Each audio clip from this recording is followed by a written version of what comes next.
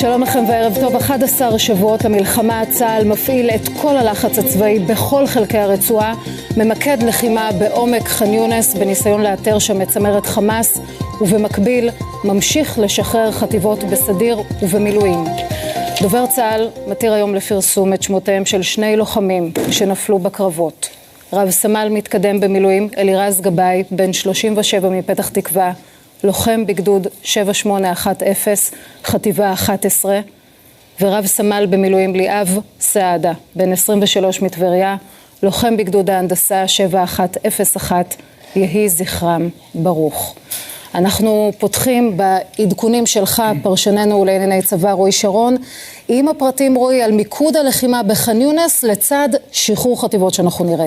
כן, חטיבות גם בסדיר וגם במילואים של חלקן סיימו פשוט את המשימות שלהם בצפון הרצועה, ושם באמת צה"ל כבר הביא הישגים בפגיעה, בפיקוד והשליטה של חמאס בצפון הרצועה. חלקן צריכות להשתחרר כדי להכשיר את הדור הבא של המפקדים ושל הלוחמים, גם הן סיימו את המשימות שלהם, וחלקן נשארו חלקן כן צה"ל משאיר בתוך רצועת עזה בצפון הרצועה, שימי לב, כדי למנוע חזרה של עזתים שפונו בתחילת המלחמה מצפון לדרום הרצועה. ישראל מתכוונת למנוע מהם לחזור לצפון הרצועה כדי לא לפגוע בהישגים של צה"ל, ולכן כמה חטיבות משתחררות וכמה חטיבות כן נשארות באזור מרכז הרצועה וצפון הרצועה. כמו שאמרת, מיקוד כרגע הולך להיות ח'אן יונס, שם יש 7 חטיבות, 7 צוותי קרב חטיבתיים שפועלים תחת אוגדה 98 בח'אן יונס, מתוך הבנה ששם יש את בכירי חמאס, שם הם מתחבאים מתחת לאדמה,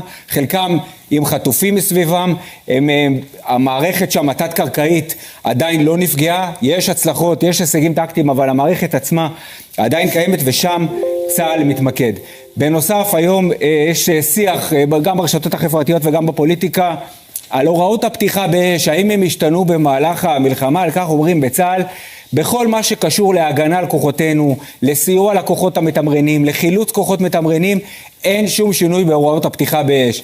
יש איזה שינוי בדרג המטכ"לי קשור לתקיפות או לחיסולים או לדברים שלא קשורים לכוחות המתמרנים, וגם הרמטכ"ל היום נכנס לרצועת עזה, מדבר עם כוחות קרקעיים ואומר להם את הדברים הבאים.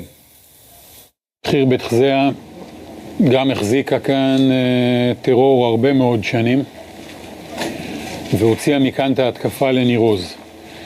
ואנחנו גם הורגים את המחבלים שהשתתפו, ואנחנו גם הורגים את המחבלים שירצו לעשות טרור בהמשך, ואנחנו מארגנים כאן מרחב הבטחה שהחזרה לניר עוז תהיה בטוחה, ותהיה בטוחה להרבה מאוד שנים, וככה צריך לעבוד. ותפעילו בשכל את הוראות הפתיחה באש. הוראות הפתיחה באש לא כובלות ידיים לאף אחד, הוראות הפתיחה באש באו לשמור עלינו, גם מעצמנו, ולעבוד נכון שאנחנו נהיה מאוד אפקטיביים בפגיעה באויב, ומאוד מאוד מבוקרים בפגיעה בעצמנו, ויש לנו מורכבויות כאלה. עכשיו אנחנו לעימות בצמרת הביטחונית בין שר ביטחון גלנט לראש המוסד דדי ברנע סביב ניהול המשא ומתן לעסקת חטופים. כתבנו המדיני סולימאן מסעודה, אתה מפרסם פרטים על המתיחות הזאת בין השניים. נכון, מתיחות ניכרת, גם מי שמשתתף בישיבות האלה רואה את זה, מיכל, כי בעיקר חוזרת על עצמה כמה וכמה פעמים, וזה קורה אחרי אחת הנסיעות המדיניות האחרונות של ראש המוסד דדי ברנע, שמנהל את המשא ומתן לשחרור חטופים עם המתווכים הקטרים וגם המצרים. מתקיימת ישיבה בנוכחות ברנע, שר הביטחון גלנט וגם ראש הממשלה בנימין נתניהו, ושר הביטחון מביע את מורת רוחו מאופי ניהול המשא ומתן על ידי ראש המוסד דדי ברנע. דואג להגיד את זה גם כמה פעמים כאשר ראש הממשלה נמצא שם, ומקורות המעורים בפרטים, מיכל, אומרים לנו גלנט לא מרוצה מהדרך שבה ברנע מנהל את המגעים לשחרור חטופים, והביע את זה בדיונים כמה פעמים.